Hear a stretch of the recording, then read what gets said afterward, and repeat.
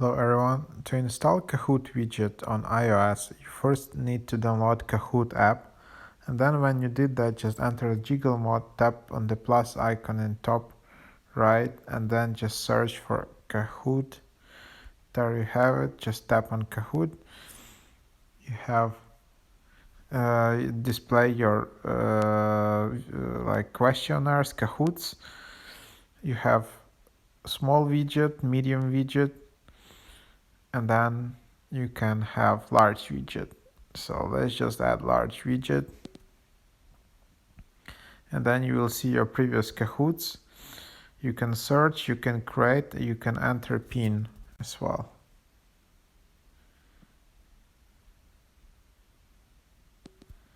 So anyways, you got the idea. Then if you tap and hold, you can, usually in other widgets, you can also add it from here, or you can just remove.